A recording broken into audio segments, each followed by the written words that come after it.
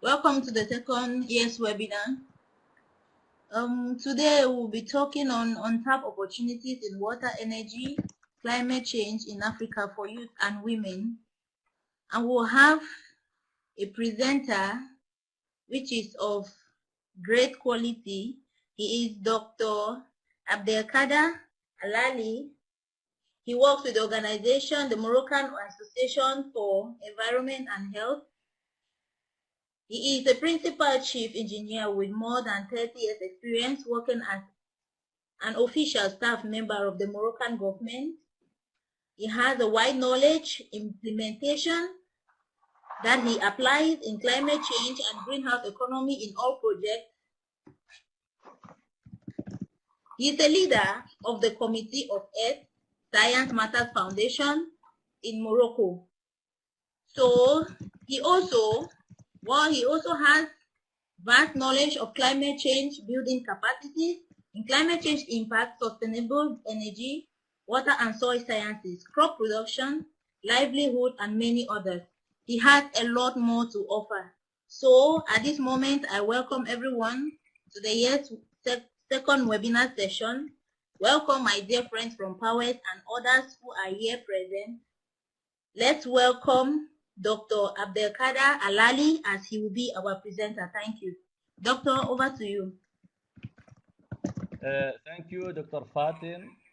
And it's a pleasure for me to address to the PAUWES, YESS-PAUWES community and take some issues about the thematic related to opportunities in water, energy, and climate change in Africa for youth and women. I think youth, instead of looking for to leave this continent of Africa, they have to change their reflection and start to think to develop initiatives inside of Africa. Why? I think Africa is an abundant country of natural resources, including water, energy, mines, forests, and other forest products useful for health, for therapeutic uses, and nutrition. So, African continent, there is an abundant water, but not well used. There is a lot of problem of pollution. A lot of this pollution leads to a lot of disease and other problems. Also, the problem of water, there is a problem of conflict of interest between countries, where we have shared rivers between African countries that should lead for conflicts and maybe war. In terms of statistics, I already contributed early last years in the elaboration of the African Atlas freshwater resources. There is other kind of reference that can show for the next generation, for youth and for women, how it is abundant, this quantity of water available for sustainable development. I am actually in Mali leading an important project of United Nations on reduction emission from deforestation and forest degradation. So the degradation of forest is huge, and people, there is now jobs So they come back to cut and destroy forest to sell wood. It is crazy because in some years there is now forest, and the rain will still come in, and they will make erosion of all the fertile soil available for livestock, for traditional agriculture. So what all these million of people will do? This is the key reflection. But there is other issues related to water, including availability of underground water. It's not used. So even and beside this a very important quantity of underground water is available at less than 20 meters. So it's nothing to make infrastructure, to pump, to use solar energy, etc., etc. So if we go to the issue related energy, it's also, Africa is also abundant country of energy, including particularly solar energy. So there is a lot of opportunities to initiate and to start use solar energy for different uses, including pumping water for to promote nutrition, to combat nutrition, and to ensure sustainable development. Energy also is leading the scarcity or the scarcity of energy, or the non-utilization of this potential of energy leads to a lot of indirect problems. For example, in the villages, we find some women walking many kilometers daily to go to the Clouds River and bring water, but not it's not a good quality of water. So imagine if all these villages, which they have groundwater at less than 20 meters, can have solar panel pump, so they can develop a lot of jobs, produce a lot of food, animal, etc., etc. They can also sell products, potatoes, and many others, fruits, etc., instead of going to cut trees and sell wood and pass half of the day moving to the Clouds rivers to bring in water. Not a good quality of water, because when you take directly water from the river, there is animals, there is a lot of problem related to health. So this abundance of water and energy should be known by the youth, African youth, and gender. Why gender? When I make some visit land here in Mali, unfortunately I cannot show you the pictures of the villages that we visited. So there is some initiated some villages. If you initiate some project to combat malnutrition, undernutrition. So it's one hectare by village. So they make a dig with the underground water at 10 meters. So we see women and girls bringing water by using their mechanical forces. So they spent all the day to take water from these digs and to irrigate their vegetables, etc., to survive and to be able to elevate their children. So imagine if these digs have a strong pump with a solar panel and extended to many hectares.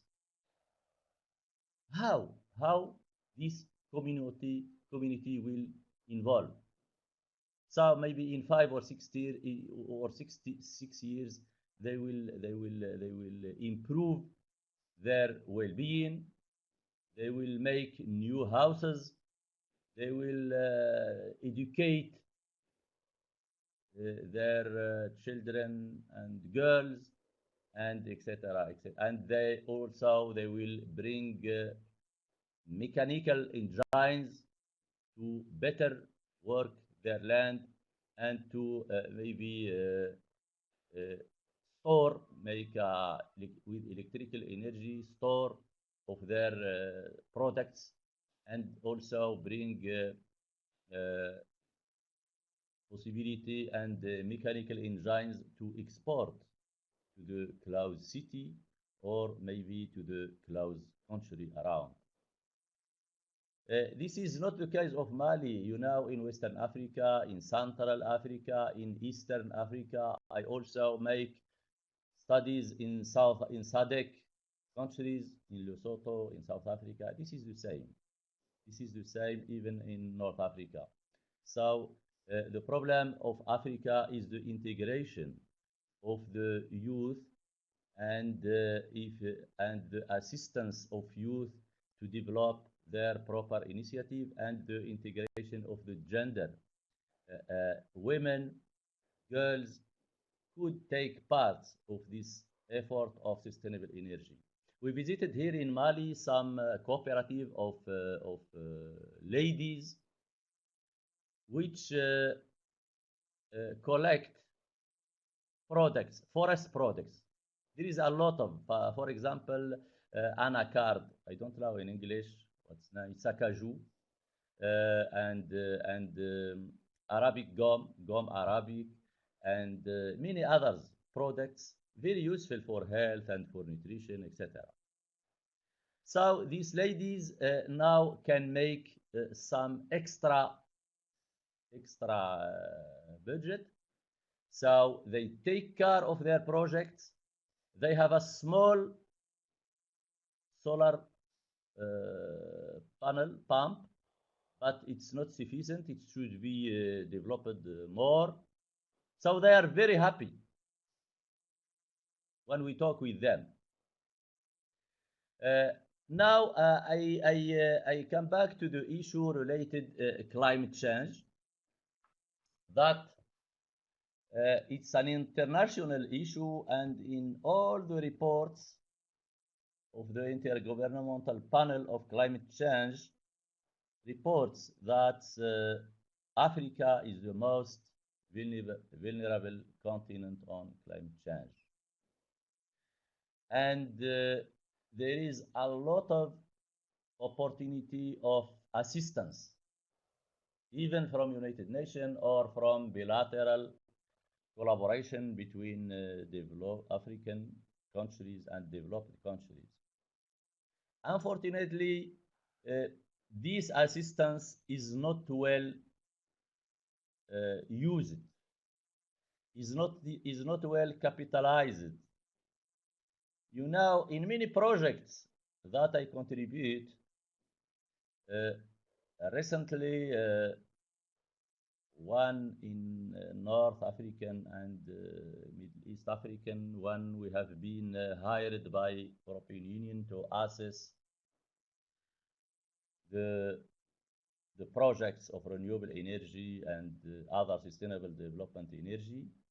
So, for example, we find that in some projects in Morocco and others in Egypt, the same project developing solar energy. So, to make reduction of greenhouse gases, the price of 1 ton in Egypt is more than maybe 20,000 euro. The price in Morocco is less than 5,000 euro. You know, this is a calculation when you calculate the full budget of the project, its duration 3 years or 5 years, and its capacity of greenhouse gas attenuation. For the same ton, the price is very different, very different. So the governance, the implementation, there is a problem somehow. So I think it's the same in all other countries. So this multilateral collaboration and assistance from United Nations should be reviewed, should be adjusted, and should be oriented for a practical actions beneficial for youth and for the gender, for women and for ladies. I think it's a real opportunity that this webinar or the YESS-PAUWES initiatives could start taking the flag and act and communicate with the European Union, United Nations, other developed countries to review all this kind of assistance in the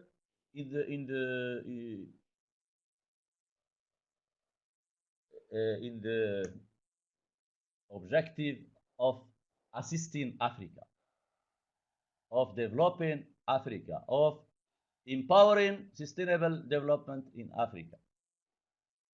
So I think we have time to lobby with other networks in the world, because Africa now, and taking into account the current coronavirus crisis, we find that finally in Africa still rich of some medicinal vegetable resources that can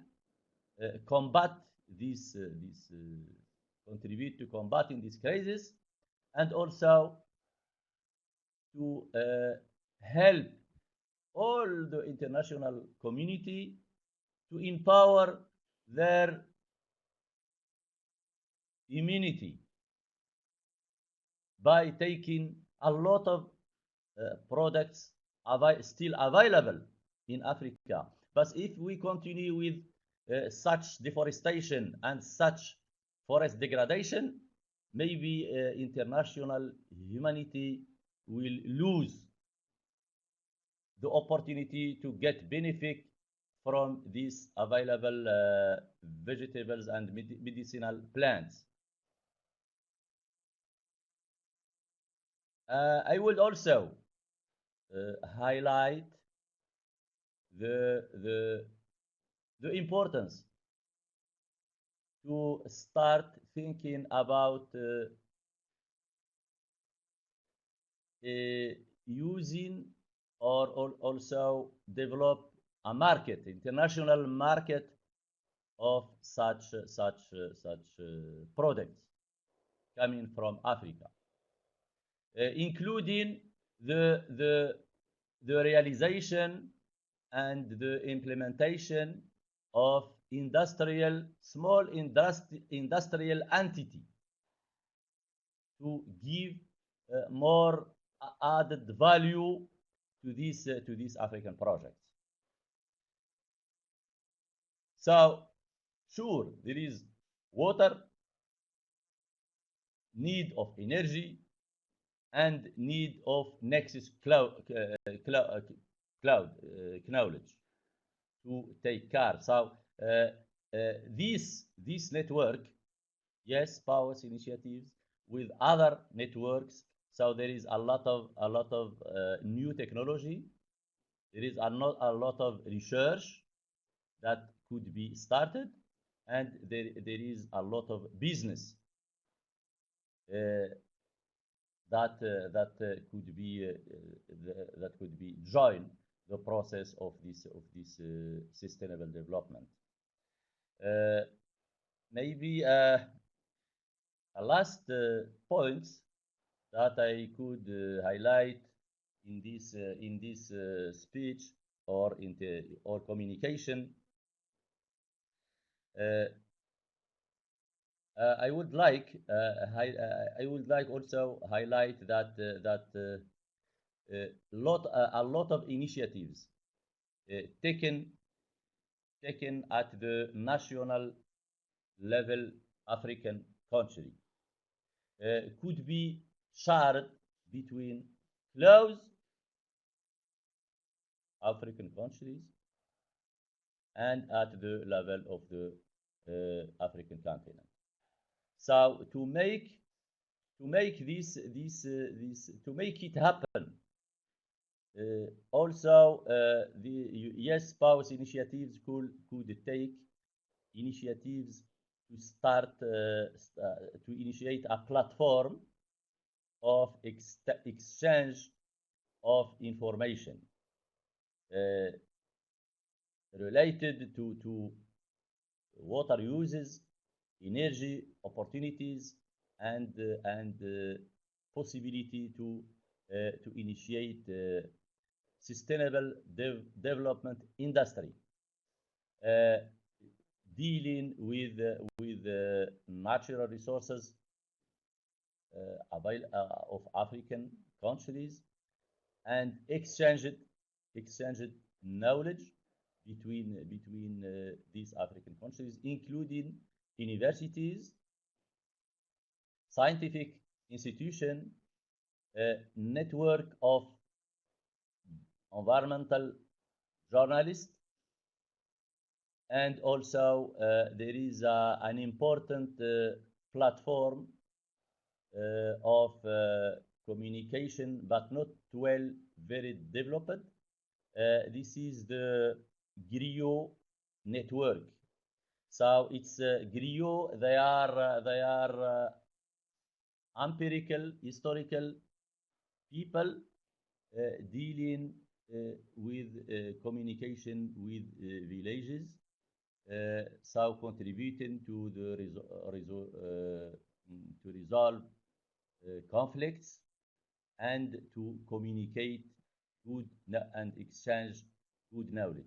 So this network of griot exists in all Africa, but it's not well mobilized, because they are the people that they are in contact with the ethnical network, African network, since thousands of years.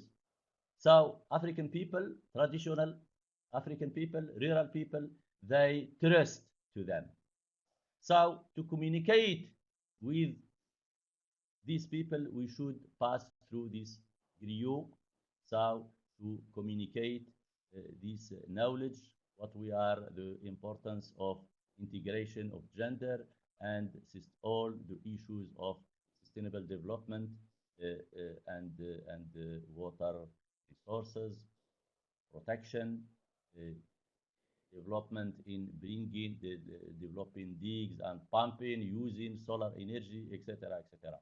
So it's a lot of work, but it's pragmatic, and we have to shift from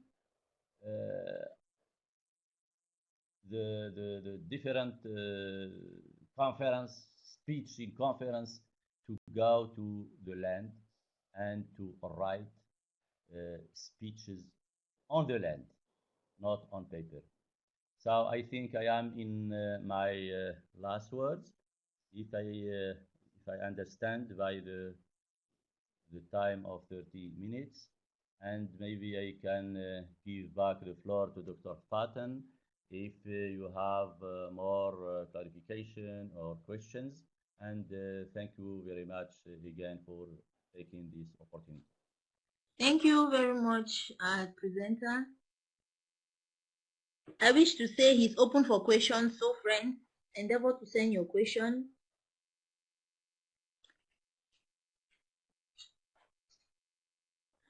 Okay, doctor, we already have one question as it's shown here, please. It reads, you mentioned the fact that Africa is most vulnerable continent. Please, in terms of what is this vulnerability? It's sent by Louise. She's asking, you make mention of the fact that Africa is the most vulnerable continent. Please, in terms of what is Africa vulnerable?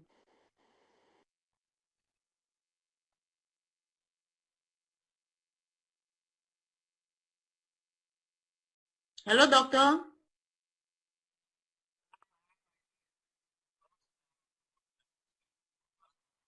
Hello, I hear. I just lose the screen, but I can continue to respond to your question.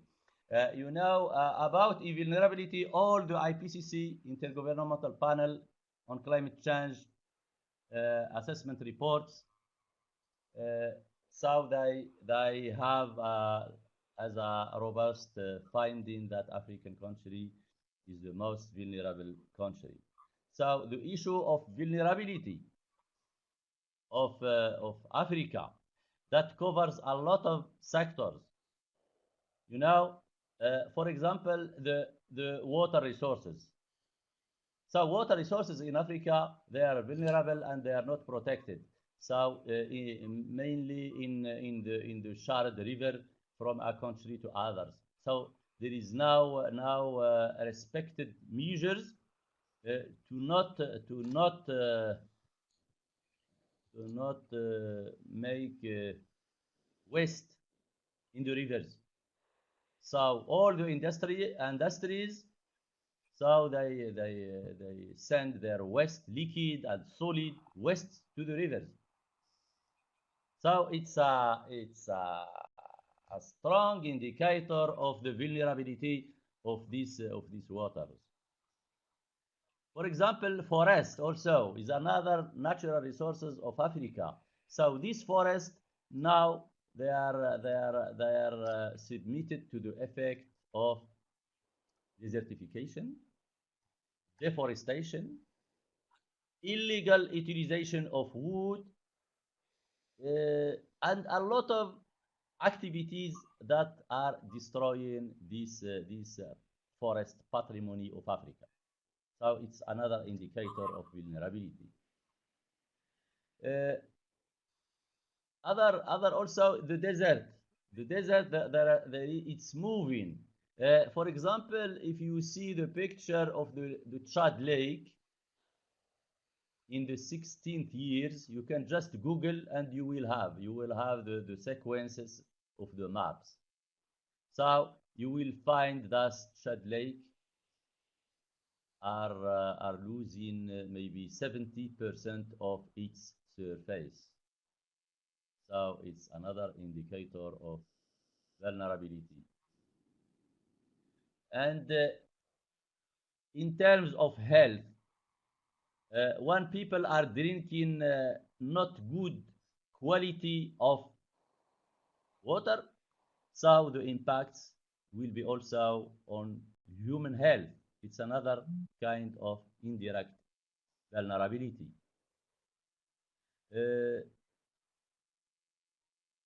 A lot of example, if you see the last report of the IPCC, you can check on the ipcc.ch, and you have all the documentation. You will discover how this country is vulnerable and is needing a high level of technology, infrastructure, and sustainable utilization of natural resources. Thank you, Doctor. Products.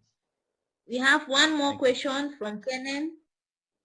She says the food, water, and energy nexus and can nexus are there some institutions or programs to promote youth to create business in this?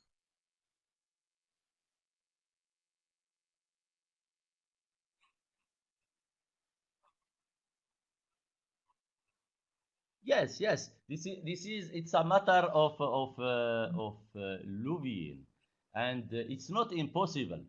So we can just by small teams of youth initiating small projects for to develop food and to develop other livestock, etc., etc. So it's not, but it's a matter of lobbying, of addressing. We have United Nations organization. We have in Addis Ababa, you have United Nations Commission on economical and social issues.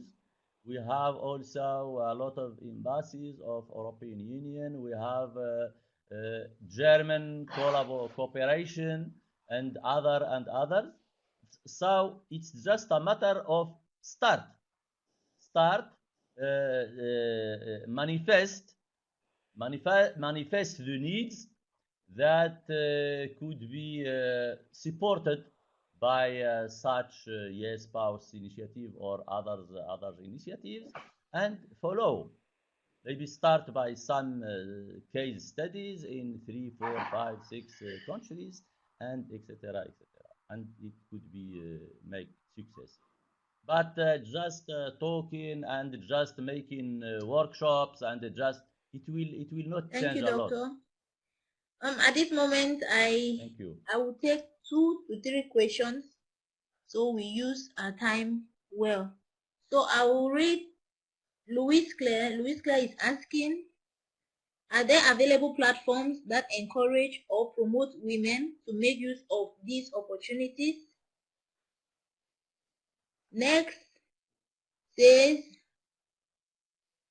how can climate change be an untapped opportunity given that it is not a resource but rather a challenge faced by the world? So we take those 2 questions. Doctor, over to you.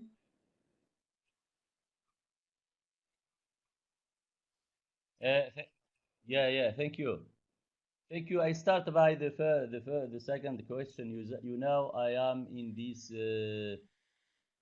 issues, climate change issues, maybe around 30 years. Actually, and it's changing during the years. So there is since the United Nations Framework Convention on Climate Change on 1992. Since the Paris Accord and other accords, there is a lot of change.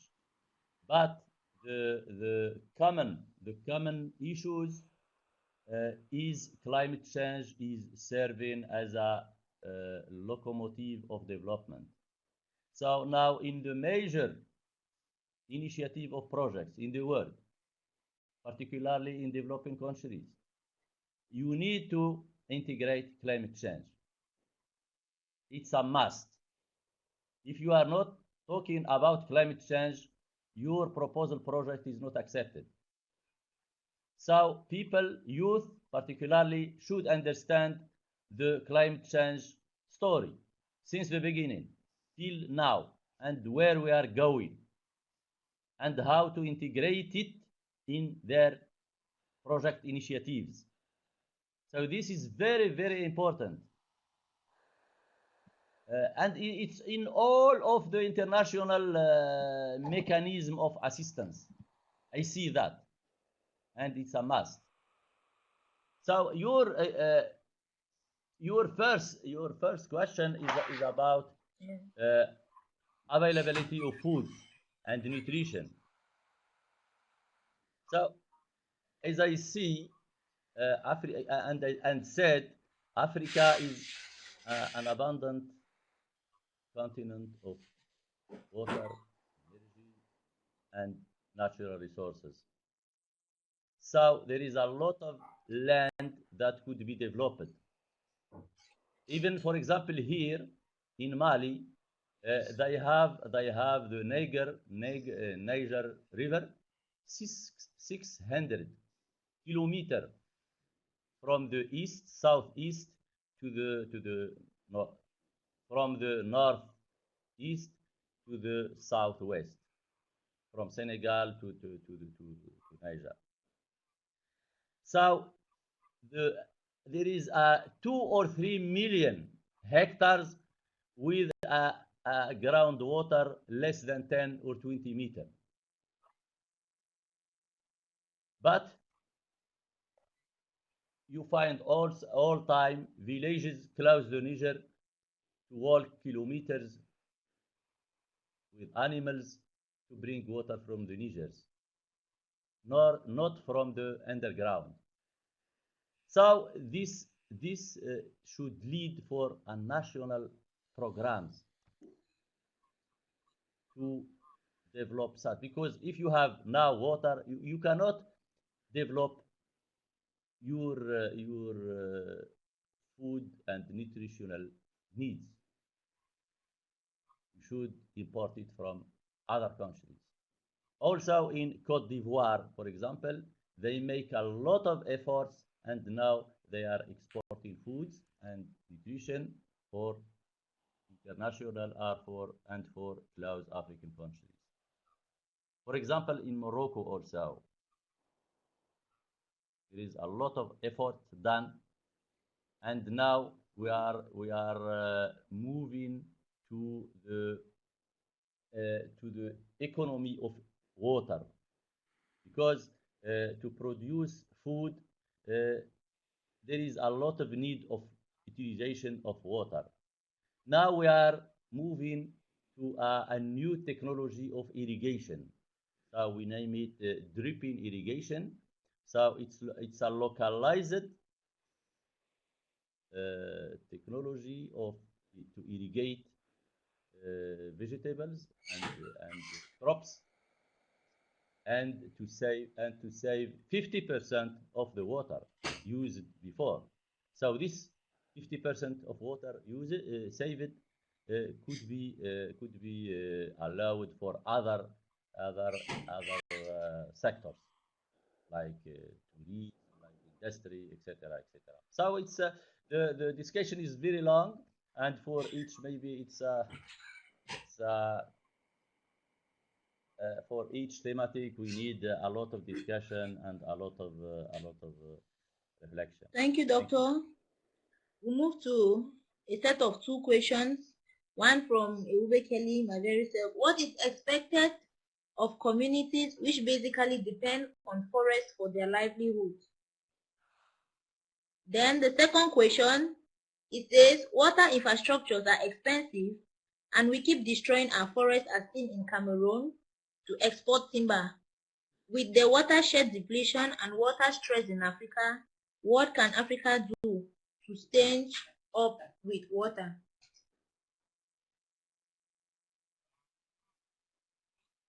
It's very complicated, your question, and it's the challenge for the youth and the next generation. Now there is some initiatives from the international community, maybe this program of United Nations to reduce emission from forest degradation and from deforestation. The issue of this project is to assist. The question is, water infrastructures are expensive and we keep destroying our forests as seen in Cameroon to export timber. With the watershed depletion and water stress in Africa, what can Africa do to stanch up with water resources to reduce the further shortages? Yes, the timber, there is an international organization following this commerce and the trade of timber, particularly in Africa, and they have their proper agenda, and they have their team of environmental protection. So it's very important that youth and national NGOs could join this network leading timber trade. So it's and also from elected people at political level, at the national commission of environment in the parliament. So it's this kind of floor can maybe make some lobbying and some pressure to attenuate or to reduce the destruction of this African forest. So there is a lot of alternatives that could be taken, and also to communication from network of NGOs and from journalists to stop. And a lot of example could be listed that social pressure have succeed to reverse the trend. Thank you.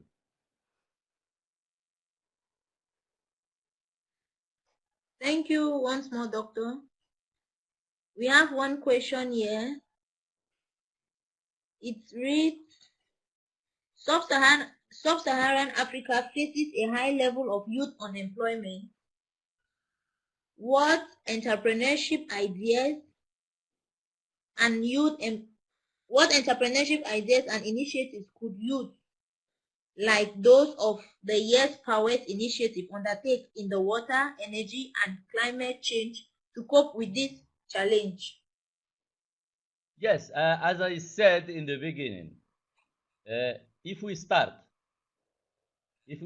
lobbying and acting on the ground, I just imagine, or let us all of us imagine that YESS-PAUWES initiatives with the support of other stakeholders bring thousands of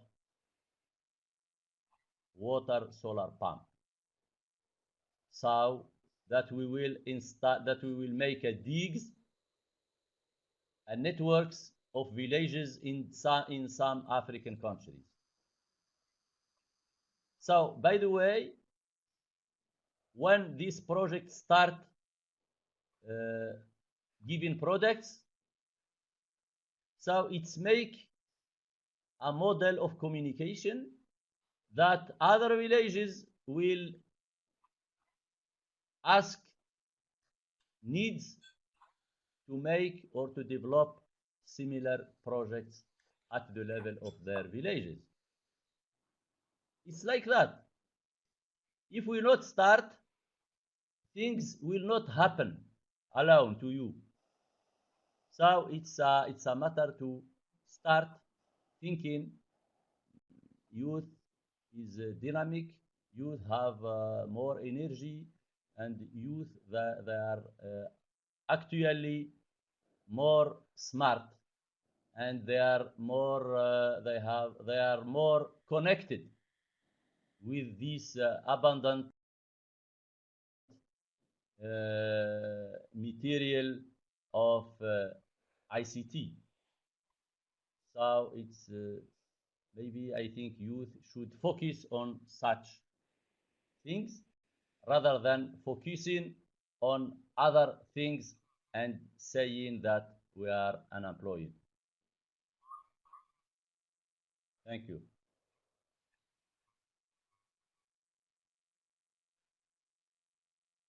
Thank you once more, Doctor.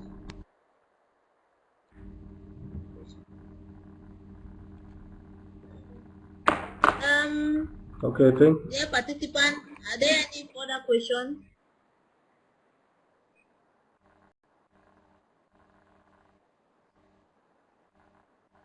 The doctor, let's not keep him waiting. Are there any questions? Those who are typing, please, Yes. a little bit fast because we are running out of time.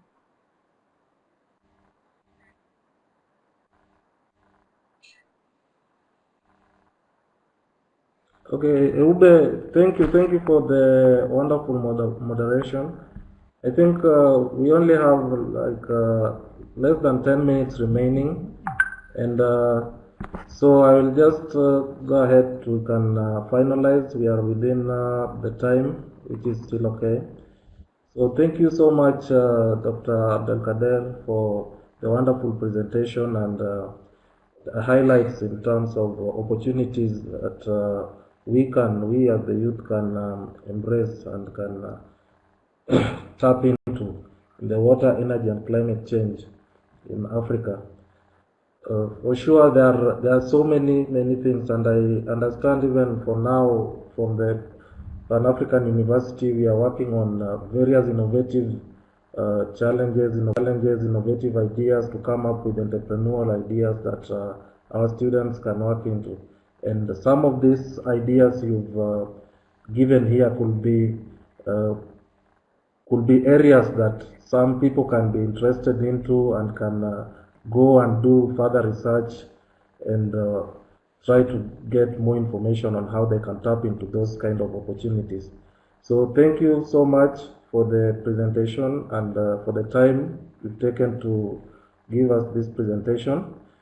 So just to wind up, before we wind up, I'll just like to call on Fateh to give us his vote of thanks and probably just wind up the session for us.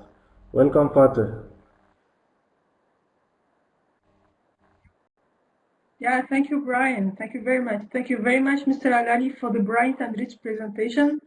I would say like defining these untapped opportunities for research on water energy are very compulsory for Africa, because now we need to address the challenges of climate change, social issue, inequity, gender inequity, and I think that we need to promote the participation of youth and women there.